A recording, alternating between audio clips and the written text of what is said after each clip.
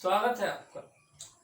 Hello friends, आज मैं लेकर आया हूं आपके लिए जावा का प्रोग्रामिंग स्ट्रक्चर। देखिए, आज के वीडियो से हमारा जावा में जो प्रोग्रामिंग है वो स्टार्ट हो जाएगा। मतलब इसी के लिए तो हम इतना कुछ कर रहे थे। हम जो जावा पढ़ रहे हैं, हम क्यों पढ़ रहे हैं? प्रोग्रामिंग के लिए।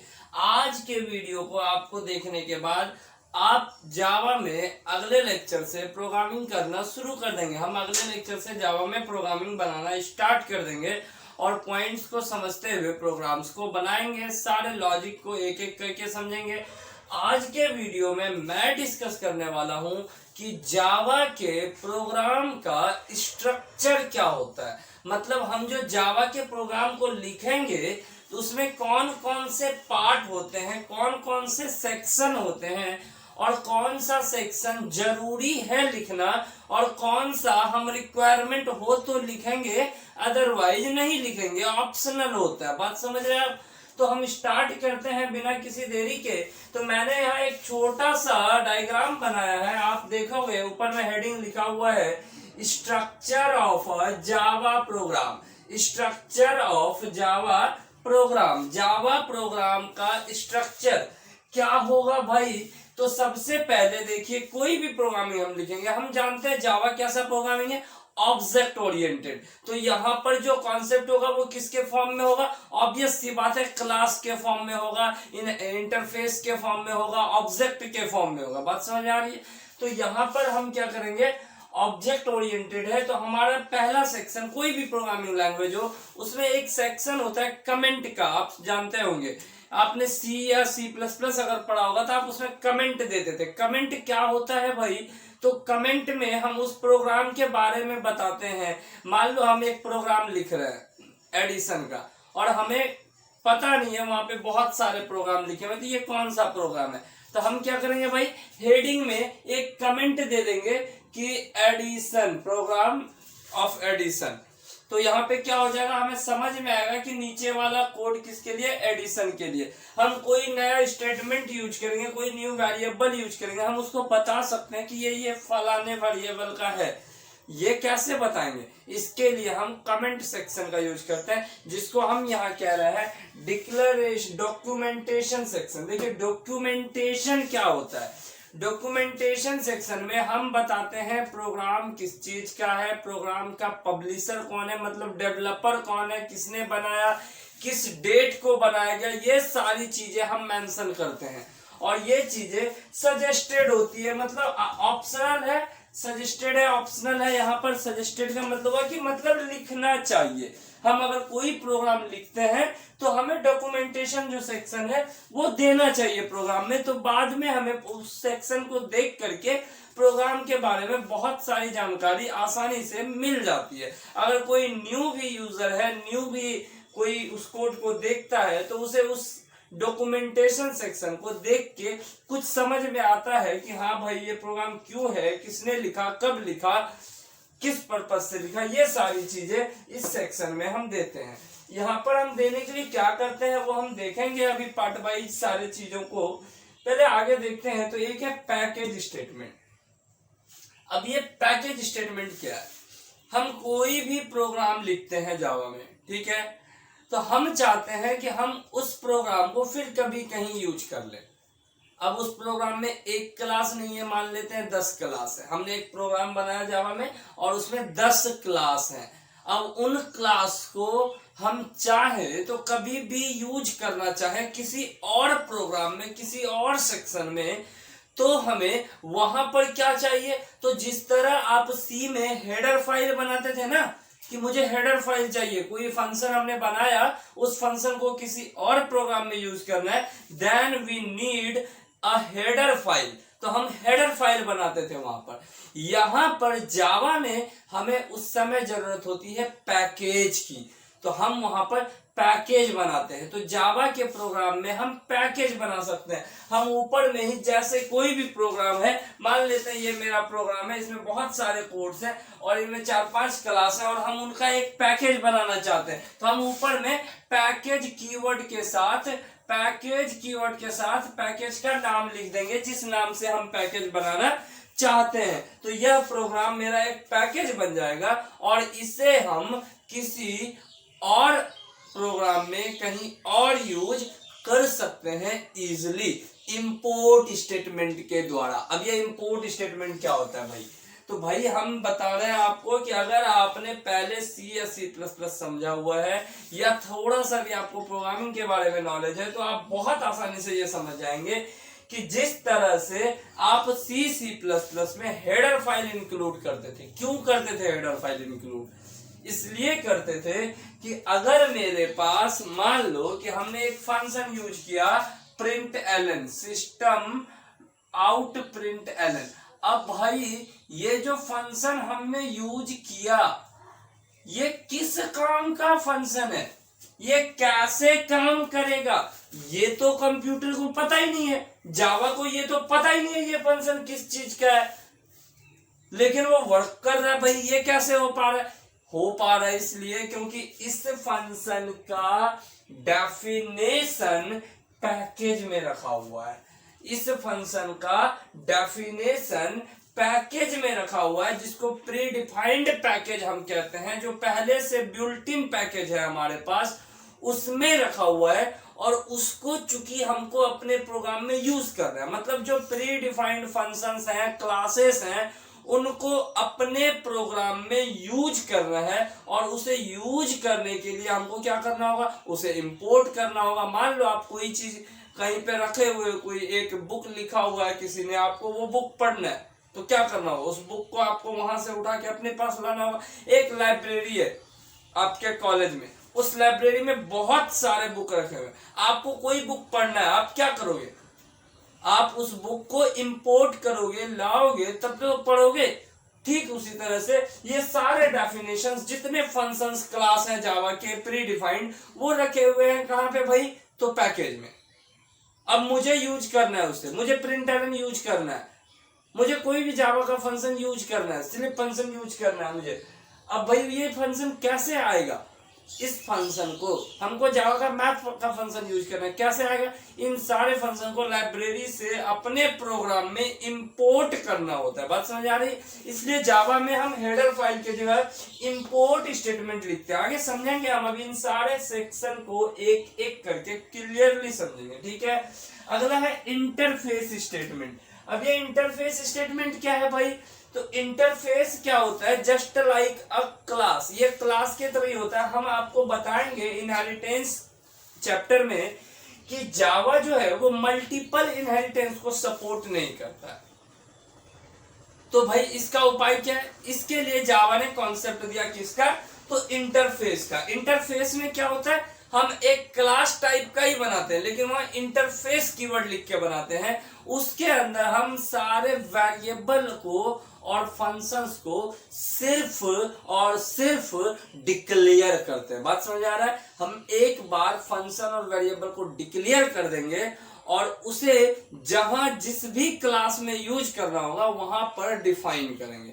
ये बातें आपको अभी समझ में नहीं आएगी, ये काफी बेहतरीन तरीके से समझ में आएगी जब आप इनहेरिटेंस में इन करिएगा। तो मैं काफी ब्रीफली वहां आपको ये समझाऊंगा। अभी आप यूं समझ लो कि अगर आप जावा का प्रोग्राम लिख रहे हो तो सबसे पहले आपका डॉक्यूमेंटेशन सेक्शन लिखना होता है। उसके बाद जस्ट डॉक्यूमेंटेशन के बाद हमें पैकेज स्टेटमेंट लिखना होता है। देखिए ये हम आगे पीछे नहीं कर सकते हैं, ऐसा नहीं कि इसको ऊपर कर देंगे इसको बाद में लिखेंगे, नहीं, ये एक सीक्वेंस में हमें लिखना पड़ता है। हम इस तरह से ही लिखते हैं। बात समझ आ रहा है? दूसरा क्या है? उसके बाद हम इंपोर्ट स्टेटमेंट लिखते हैं कि हमें क्या क्या इंपोर्ट करना है, क्या क्या चीजें चाहिए। बहुत बढ़िया। फिर हम इस इंटरफेस स्टेटमेंट मतलब इंटरफेस बनाते हैं हम, अगर हमारे प्रोग्राम में जरूरत है, ठीक है। अगला है क्लास डेफिनेशन। अब भाई ये क्या है? क्लास डेफिनेशन क्या है? बहुत इजी सी बात है। देखिए दोस्तों, आप जो जावा में प्रोग्राम करते हैं ये ऑब्जेक्ट ओरिएंटेड है, ये क्लियर है। अब अगर ये ऑब्जेक्ट ओरिएंटेड है तो हमें सारे कोड्स को क्लास के फॉर्म में बनाना होता है। मतलब अगर मुझे कॉलेज का सॉफ्टवेयर बनाना है तो मैं वहां एक स्टूडेंट का क्लास बनाऊंगा, मैं एक टीचर का क्लास बनाऊंगा, मैं एक नॉन टीचिंग स्टाफ का क्लास बनाऊंगा। इस तरह से मैं क्या कर रहा हूं, हर ऑब्जेक्ट का, जो भी ऑब्जेक्ट कॉलेज में है जो भी वस्तुएं कॉलेज में है, मैं उसके लिए एक क्लास बना रहा हूं। बात समझ आ रहा है? तो वहां पर ये सेपरेट क्लास बना के हम आसानी से उसे कम्युनिकेट करा पाएंगे। तो इसीलिए हमें अपने प्रोग्राम में क्लास बनाने होंगे, ये भी हम समझेंगे आगे। तो यहाँ पर जो नेक्स्ट स्टेटमेंट है वो क्लास डेफिनेशन होता है, मतलब हम जो जो क्लास बनाएंगे, जिस चीज का सॉफ्टवेयर है उसके लिए जो जो क्लास चाहिए वो हम बनाएंगे, उस क्लास को हम डिफाइन करेंगे। उसके बाद जो इंपॉर्टेंट सेक्शन आता है, मतलब इस सेक्शन के बिना प्रोग्राम नहीं बन सकता जावा का। ये सारे सेक्शन ऑप्शनल है, आप समझे कि इसके ऊपर जितने सेक्शन है वो ऑप्शनल है, मतलब रिक्वायरमेंट है then we should define that statement, otherwise we can ignore that statement, but we cannot ignore this statement anyway। हम किसी भी तरीके से इस स्टेटमेंट को इग्नोर नहीं कर सकते हैं, क्योंकि जावा का हर प्रोग्राम, हर एक प्रोग्राम इस स्टेटमेंट को कंटेन करता है। बात समझ आ रहा है? जावा का हर प्रोग्राम में ये स्टेटमेंट होगा ही होगा, नहीं तो मेरे जावा का प्रोग्राम कंपाइल तो होगा लेकिन रन नहीं होगा। ठीक है, कंपाइल होने के लिए उसे सही स्टेटमेंट चाहिए, कंपाइल हो जाएगा, बट एग्जीक्यूट करने के लिए ये सेक्शन बहुत जरूरी है, जिसे हम कह रहे हैं मेन मेथड क्लास। मतलब जावा के हर प्रोग्राम में एटलीस्ट वन क्लास होना चाहिए। जावा के हर प्रोग्राम में कम से कम एक क्लास होना चाहिए, और वो एक क्लास हमारा कौन सा होगा? Main method class. मतलब इस क्लास में हम मेन मेथड को डिफाइन करेंगे। अब देखिए, ये टोटली ऑब्जेक्ट ओरिएंटेड है जावा, इसीलिए हम यहाँ पर मेन फंक्शन को भी क्लास के अंदर बनाते हैं। बात समझ आ रहा है? तो हमें मेन मेथड क्लास बनाना होगा, उसके अंदर हम मेन फंक्शन को डिफाइन करेंगे। और आप जानते हैं किसी भी प्रोग्रामिंग में without main function program execute नहीं होता है, और हमें मेन फंक्शन को डिफाइन करना होता है मेन मेथड क्लास में। तो एक क्लास एटलीस्ट हमको चाहिए। ठीक है दोस्तों, चलिए अब समझते हैं आगे सारे सेक्शन को एक एक करके थोड़े से ब्रीफ में। तो पहला सेक्शन है हमारा डॉक्यूमेंटेशन सेक्शन। देखिए, डॉक्यूमेंटेशन सेक्शन के बारे में मैंने कुछ लिखा है थोड़ा सा, use to improve readability of the program. हमने अभी बताया था आपको कि इसका यूज इसलिए करते हैं ताकि हम प्रोग्राम के रीडेबिलिटी को आसानी से समझ सके, प्रोग्राम को देख करके समझ सके कि कौन सा प्रोग्राम है। और हर सेक्शन में हम अगर कमेंट लगाते हैं तो हर सेक्शन के बारे में पता चलता है कि ये किस काम के लिए इस सेक्शन को लिखा गया। मतलब मान लो 5000 लाइन का प्रोग्राम है, अब भाई 5000 लाइन के प्रोग्राम में हम कैसे समझेंगे कि ये पार्ट किसके लिए? जैसे आपको एक बुक दे दिया जाए और उस बुक में कहीं भी कोई टाइटल ना हो, कोई हेडिंग ना हो, तो समझ में आएगा कुछ? पूरा स्टोरी शुरू से लास्ट तक कई हेडिंग वगैरह है नहीं, तो हम बुक को ज्यादा अट्रैक्टिव कैसे बनाते हैं, ज्यादा रीडेबल कैसे बनाते हैं? हम स्टेटमेंट लिख देते हैं, ऊपर में क्या करते हैं? हेडिंग लिख देते हैं, ऊपर में मेन पॉइंट लिख देते हैं, हाँ भाई ये इसके नीचे ये पॉइंट है, तो हमें कोई चीज फाइंड आउट करने में आसानी होती है। बात समझ आ रहा है? तो यहाँ भी क्या होता है कि रीडेबल बनाने के लिए डॉक्यूमेंटेशन सेक्शन करते हैं। इसमें होता क्या है? It consist of comments in Java which include basic information. ये कमेंट से बना होता है। डॉक्यूमेंटेशन में हम क्या लिखते हैं? कमेंट लिखते हैं। ठीक है, और इसमें क्या क्या होते हैं? बेसिक इंफॉर्मेशन होते हैं, जैसे ऑथर का नाम, मतलब डेवलपर का नाम, मतलब पब्लिशर का नाम जो बना रहा है भाई। ठीक है, उसके बाद डेट ऑफ क्रिएशन, कब बनाया गया, कब प्रोग्राम को लिखा गया, ये बातें लिखी होती है। फिर क्या लिखा होता है भाई? प्रोग्राम का नाम लिखा होता है, वर्जन लिखा होता है कि ये प्रोग्राम का कौन सा वर्जन है। कोई सॉफ्टवेयर है उसका वर्जन चेंज होते रहता है, तो लिखा रहता है उस सेक्शन में, हाँ भाई ये फलाना वर्जन का है। ठीक है, फिर उसके बाद इसमें क्या आता है? हमारा कंपनी नेम आता है, किसने बनाया, कैसे। ठीक है, उसके बाद डिस्क्रिप्शन ऑफ प्रोग्राम। डिस्क्रिप्शन मतलब प्रोग्राम के बारे में डिस्क्रिप्शन लिखा रहता है कि भाई किस चीज का प्रोग्राम है। ठीक है, और ये बना किससे होता है? तो ये कमेंट से बनाता है। For documentation we use comment.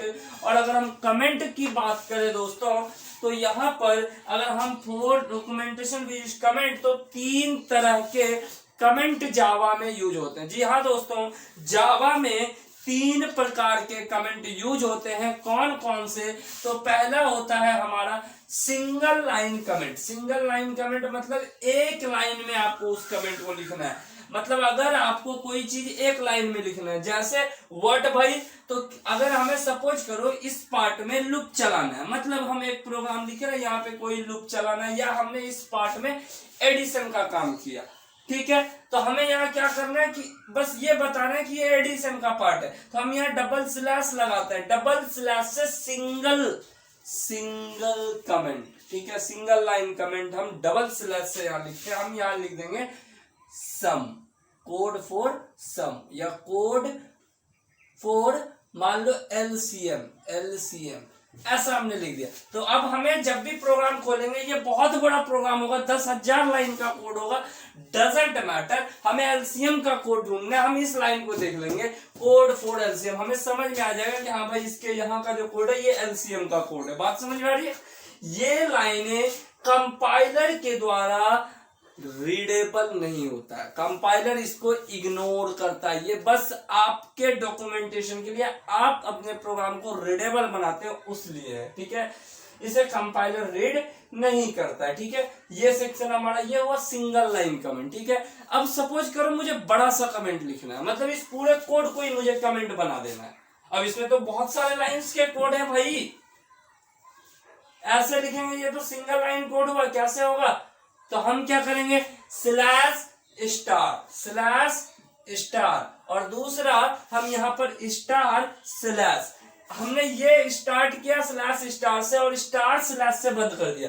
इसके बीच में जितनी बातें हमने लिख दी ना, चाहे हम कुछ भी लिख दें, डजंट मैटर, वो सारी चीजें कमेंट बन गई, कंपाइलर उसे रीड नहीं करेगा। बात समझ आ रहा है? ये क्या कहलाता है? Multi line comment. Okay, next क्या हमारा, डॉक्यूमेंटेशन के लिए हम थोड़ा सा स्टाइलिश, मतलब ऐसे यूज करते हैं, ठीक है, रहता सेम ही है, हम यहाँ 2 स्टार से स्टार्ट करते हैं, ठीक है, और ऐसे लगाते हैं। मतलब ये अभी जो मैंने इससे पहले सिंगल लाइन ये बताया, ये जनरली हम कोड्स के बीच में करते हैं, प्रोग्रामिंग के बीच में, और जहां डॉक्यूमेंटेशन होता है, जहां हम वर्जन वगैरह लिखते हैं, वहां हम इस तरह से लिखते हैं। इस तरह से लिखने का क्या मतलब है कि इसे देख के समझ में आता है ये डॉक्यूमेंटेशन सेक्शन है, इस सेक्शन में डेवलपर का नाम वगैरह होगा। और वो जो सेक्शन था जहां हमने सिंगल लिखा था, उसमें हम कोई कोड के बारे में डिस्क्रिप्शन लिखते हैं। बात समझ आ रही दोस्तों? ये हमारा पहला सेक्शन था, डॉक्यूमेंटेशन सेक्शन, और ये सेक्शन ऑप्शनल है, लेकिन सजेस्टेड है कि आपको प्रोग्राम में लिखना चाहिए, ज्यादा बेहतर होता है, ठीक है। चलिए चलते हैं अगले से। हमारा सेकेंड स्टेटमेंट है पैकेज स्टेटमेंट। देखिए पैकेज स्टेटमेंट क्या है, हम अगर जावा में ऐसा चाहते हैं कि मान लो हम एक प्रोग्राम बना रहे हैं और हम चाहते हैं ये प्रोग्राम कभी किसी टाइम हमें किसी और प्रोग्राम में यूज करना है, मतलब इस प्रोग्राम के क्लासेस को हमें कहीं और यूज करना है भाई।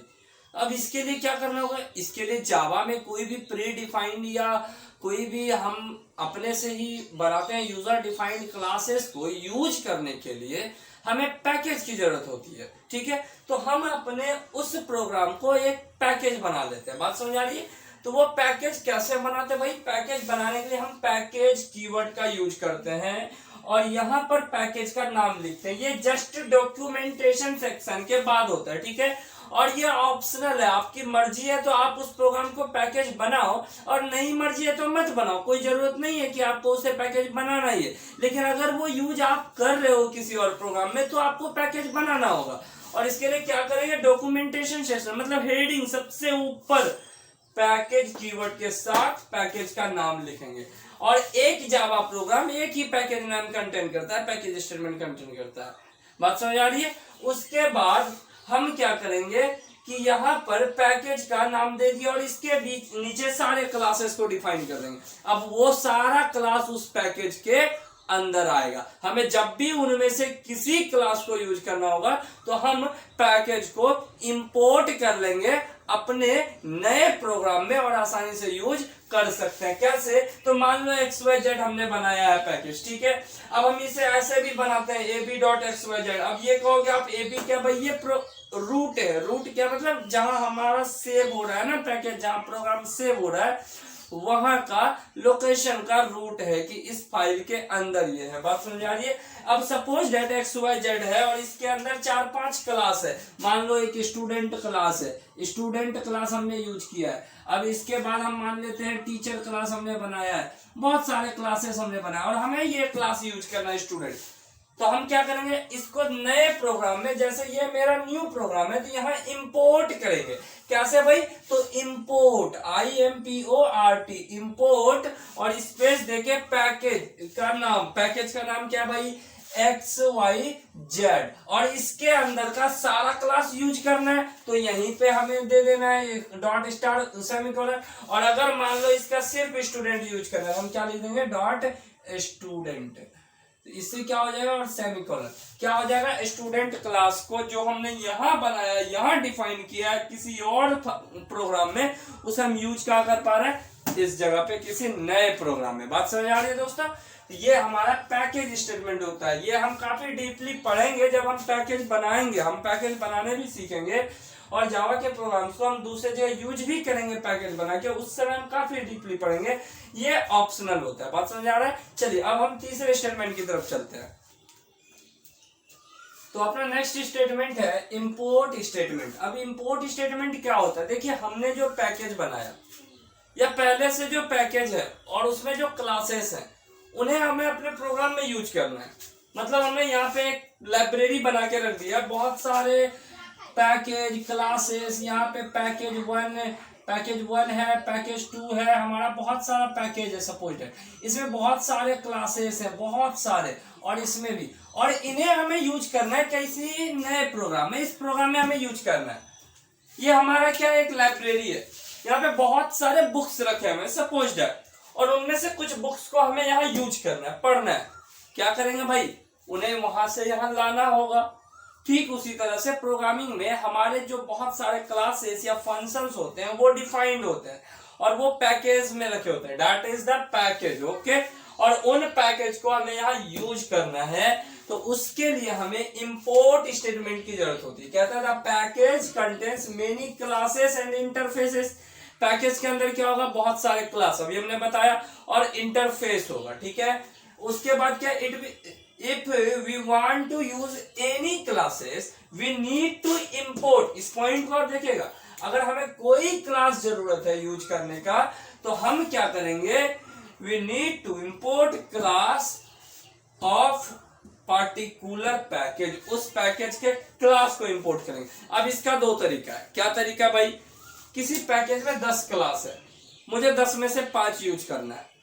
5 बार मैं लिखूंगा इंपोर्ट जावा डॉट, जैसे ये एक क्या है, ये यूटिल क्या है, एक पैकेज है जावा के अंदर एक यूटिल नाम का पैकेज है, जावा डायरेक्ट, जावा फाइल है, जावा भी हमारा पैकेज, इसके अंदर हमारा पैकेज है। अब इस पैकेज में से एक क्लास है स्कैनर, जिसका यूज करते हैं हम जावा में इनपुट लेने के लिए। ठीक है, ये हम पढ़ेंगे जब इनपुट स्टेटमेंट के बारे में जानेंगे। ठीक है, तो हमें इसे यूज करना है, इस क्लास को हमें यूज करना है प्रोग्राम में। हमने क्या किया, जावा डॉट यूटिल, जावा के अंदर यूटिल है इसलिए हमें जावा डॉट यूटिल लिखना पड़ा। ठीक है, डॉट स्कैनर लिख के सेमीकोलन दे दिया, तो हम अपने प्रोग्राम में वहां पे सिर्फ और सिर्फ स्कैनर क्लास को ही यूज कर पाएंगे। बात समझ आ रहा है। जबकि इस यूटिल के अंदर बहुत सारे क्लासेस हैं, लेकिन we can use only scanner class. बात समझ आ रहा है, हम सिर्फ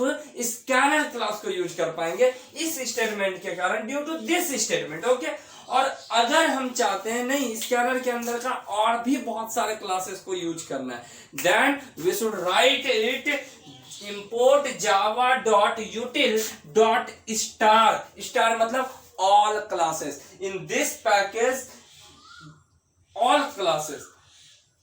ओके, तो स्टार का क्या मतलब हो गया कि इस पैकेज में जितने क्लासेस हैं we need to use, we can use all classes of that package. बात समझ आ रहा है। Then we should put here dot star. यहां हमने स्पेसिफिक किसी क्लास का नाम नहीं लिखा है, तो हम सारे क्लासेस को यूज कर सकते हैं। ठीक है दोस्तों, चलिए आगे चलते हैं। ये सारी चीजें हम जब प्रोग्राम्स बनाएंगे तो वहां समझ में आएगा। नेक्स्ट सेक्शन है हमारा इंटरफेस स्टेटमेंट और क्लास डेफिनेशन। इन दोनों को एक ही साथ हम समझते हैं। देखिए जावा हम जानते हैं कि क्या है, एक ऑब्जेक्ट ओरिएंटेड प्रोग्रामिंग है, ठीक है। इसीलिए बिना क्लास के तो हम जावा के प्रोग्राम को बना ही नहीं सकते। बात समझ आ रही? क्योंकि जो ऑब्जेक्ट ओरिएंटेड प्रोग्रामिंग होता है वहां पर हमें क्लास बनाने की जरूरत होती है, बिना क्लास के वहां प्रोग्राम नहीं बनता है।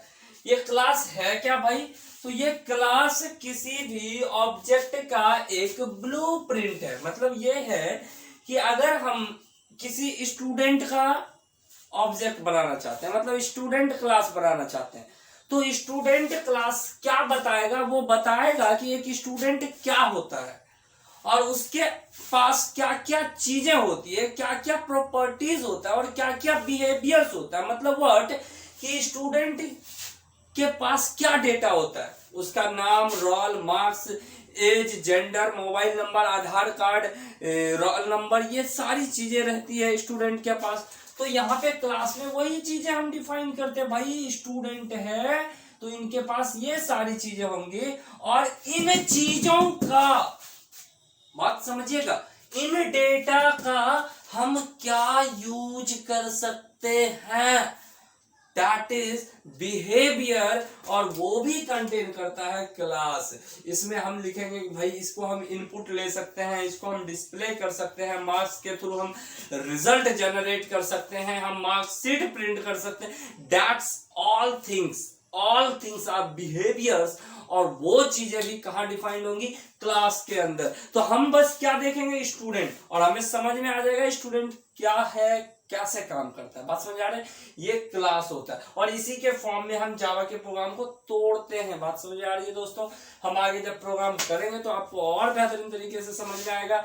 और एक जावा का प्रोग्राम मल्टीपल, और Java program can contain multiple classes, क्योंकि एक प्रोग्राम में बहुत सारे ऑब्जेक्ट हो सकते हैं। हमने कॉलेज का प्रोग्राम बनाया तो वहां टीचर भी है, स्टूडेंट भी है, नॉन टीचिंग स्टाफ भी है, ये सारी चीजें क्या क्लासेस हैं, ऑब्जेक्ट है, तो इनका क्लास बनेगा। तो क्या मल्टीपल क्लास है, ओके। उसके बाद क्या है? But every Java program contains at least one class. लेकिन हर जावा प्रोग्राम में देखो मल्टीपल हो सकता है लेकिन कम से कम एक होगा। अगर एक भी नहीं हुआ तो we can not create a Java program. बात समझ आ रहा है? इसलिए कम से कम एक होगा। फिर क्या है? Interface is used to support multiple inheritance. देखिए क्लास के तरह ही इंटरफेस होता क्या है क्लास में, कि जैसे ये क्लास हमने बनाया, अब आगे एक और क्लास बनाना है जिसके पास ये सारे प्रॉपर्टीज और बिहेवियर्स हैं और एक्स्ट्रा भी कुछ है। बात समझ आ रहा है? ये सारे प्रॉपर्टीज और बिहेवियर्स हैं और एक्स्ट्रा भी कुछ है। तो भैया एक्स्ट्रा जो है उसे बनाने के लिए क्या हमें फिर से ये सारी कोडें लिखनी होंगे? नहीं, हम इन्हें रीयूज करते हैं और उस कॉन्सेप्ट को हम इनहेरिटेंस कहते हैं। ये हम समझेंगे काफी ब्रीफली, ठीक है। तो वहां पर इनहेरिटेंस में एक मल्टीपल इनहेरिटेंस होता है, मतलब कि एक ही क्लास में मल्टीपल क्लासेस को यूज कर पाए, मतलब एक क्लास को हम मल्टीपल क्लासेस में यूज कर पाए। तो वहां पर जो क्लास है वो फेल हो जाता है, क्लास से हम नहीं कर पाते। तो इसके लिए हम क्या फैसिलिटी देते हैं कि हमारे पास इंटरफेस का एक कॉन्सेप्ट आता है जिसके अंदर हम यहाँ पर क्लास में डिफाइन करते हैं बिहेवियर्स को, लेकिन इंटरफेस में हम बिहेवियर को डिफाइन नहीं करते हैं, सिर्फ डिक्लेयर करते हैं। मतलब सिर्फ बताते हैं ये है, उसका डेफिनेशन नहीं करते। डेफिनेशन डिक्लेरेशन में अंतर है। डेफिनेशन मतलब हो गया कि पूरा का पूरा लिख देंगे, हाँ ये काम ऐसे ऐसे करेगा, और डिक्लेरेशन में सिर्फ बताएंगे ये सेक्शन है। बात समझ आ रहा है? तो ये हमारा क्या था? क्लास और इंटरफेस। चलिए लास्ट एक है मेन मेथड क्लास, वो भी समझ लेते हैं। मेन मेथड क्लास क्या है? देखो भाई कुछ है नहीं, हमने जैसे इंटरफेस और क्लास बनाया ठीक उसी तरह से मेन मेथड क्लास, हमने कहा ना कि एटलीस्ट वन क्लास होना चाहिए प्रोग्राम में, वो क्लास कौन सा है? मेन मेथड क्लास है। बात समझ आ रहा है? एटलीस्ट जावा के प्रोग्राम में एक मेथड होना चाहिए और दैट मेथड इज व्हाट? तो main method class. Main method class क्या है? तो जावा का कोई भी प्रोग्राम बिना मेन फंक्शन का एग्जीक्यूट नहीं हो सकता। अब मेन फंक्शन का एग्जीक्यूट नहीं हो सकता और हम जानते हैं जावा में मेन फंक्शन को भी कहां लिखना होता है? क्लास में लिखना होता है। इसीलिए हमें क्या करना होगा, हमें बनाना होगा मेन मेथड का। बात समझ आ रही है दोस्तों, हमें बनाना होगा मेन मेथड क्लास। अब ये मेन मेथड क्लास क्या है, तो हमें जैसे मान लो एक जावा का प्रोग्राम बना रहे हैं हम, तो हमने सिंपली लिखा क्लास ए बी। ओके, अब इस क्लास में हम सारे डेटा वगैरह को बना देंगे, और जिस भी चाहे 50 क्लास हो मेरे प्रोग्राम में, 50 क्लास हो, डजंट मैटर, जिस क्लास के अंदर हमने मेन फंक्शन को डिफाइन कर दिया ना, वो क्लास कहलाएगा मेन मेथड क्लास। और बिना उस क्लास के वो प्रोग्राम रन नहीं हो सकता है। अगर मेन मेथड हमने कहीं डिफाइन नहीं किया, हमने 100 क्लास बना दिया अपने जावा प्रोग्राम में, वो प्रोग्राम रन नहीं होगा। बात समझ आ रहा है, वो सिर्फ कंपाइल हो सकता है, रन नहीं होगा। रन करने के लिए मुझे क्या करना होगा, उसमें मेन मेथड क्लास बनाना होगा, और वहीं से प्रोग्राम एग्जीक्यूशन स्टार्ट होता है, और वहीं पे हमको कंट्रोल करना है सारी चीजें। बात समझ आ रही है, यहाँ हम मेन मेथड बनाते हैं। आपने देखा होगा, हमने फर्स्ट प्रोग्राम के बारे में जब थोड़ा सा बताया था, तो हमने वहां पर आपको दिखाया था कि किस तरह से हेलो वर्ल्ड प्रिंट कराने के लिए हमें मेन मेथड बनाना पड़ा था। वो वीडियो का जो लिंक है मैं डिस्क्रिप्शन में दे दूंगा, आप वहां से देख लेंगे, ठीक है। तो यहाँ पर हम मेन मेथड इसमें लिखते हैं, क्या लिखते हैं भाई, तो public static, public means what, anybody can access this function, anybody can call this function. Public static means what, तो भाई हम जानते हैं क्लास को बिना ऑब्जेक्ट बनाए हम यूज नहीं कर सकते, लेकिन जब प्रोग्राम रन होगा भाई, मेन में ही हम जा रहे हैं, तो ऑब्जेक्ट वहां कैसे बनेगा, इसका ऑब्जेक्ट कहां बनाएंगे हम, तो इसका ऑब्जेक्ट नहीं बनाएंगे, इसीलिए इसे हम स्टैटिक लिखते हैं। स्टैटिक फंक्शन का ऑब्जेक्ट बनाने का जरूरत नहीं होता, ये ब्रीफली हम पढ़ेंगे आगे। पब्लिक स्टैटिक वॉइड मतलब आपका फंक्शन कुछ रिटर्न नहीं कर रहा, और मेन आपके फंक्शन का नाम है, और इसमें आप स्ट्रिंग args ये आर्गुमेंट्स लिस्ट होते हैं। ये सारी चीजें हम समझेंगे एक एक करके। यहाँ पे हमने ये लिखा, और इस फंक्शन के अंदर हम जो चीजें लिखेंगे ना, वही हमारे प्रोग्राम का कंट्रोल है, वही प्रोग्राम का मेन एग्जीक्यूशन है। तो जावा के प्रोग्राम में एटलीस्ट ये चीजें होना बहुत ही जरूरी है। बात समझ आई, बिना इन चीजों के हम जावा प्रोग्राम को रन नहीं करा सकते। बाकी चीजें ऑप्शनल है, लेकिन ये एक मेन फंक्शन का क्लास होना जरूरी है। बाकी चीजें ऑप्शनल है, लेकिन अगर रिक्वायरमेंट है, जैसे हमें पैकेज यूज करना है यहाँ, तो हमें पैकेज इंपोर्ट करना होगा, तो वहां पे वो ऑप्शनल नहीं हो जाता है, हमें जरूरत पड़ता है, ठीक है। हमें मान लो डॉक्यूमेंटेशन देना चाहिए, सजेस्टेड है, हम देंगे, नहीं भी देंगे तो कोई दिक्कत नहीं है। हमें एक और क्लास चाहिए, मान लो ये क्लास मेन का एक क्लास चाहिए स्टूडेंट का, टीचर का, we should have to create that class, okay. तो वो क्लास हमें यहाँ बनाना होगा, ठीक है।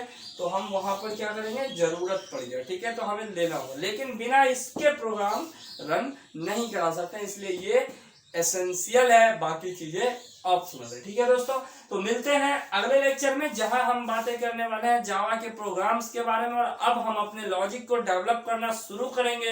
अगर आपको हमारा ये लेक्चर पसंद आता है तो आप हमारे वीडियोस को लाइक करें, हमारे वीडियोस को शेयर करें अपने दोस्तों के साथ, और अपना कमेंट दें, ताकि मैं और भी सारे लेक्चर्स आपके लिए ला सकूं। धन्यवाद दोस्तों। और अगर आपने हमारे चैनल को सब्सक्राइब नहीं किया है तो जरूर सब्सक्राइब कर लें। धन्यवाद।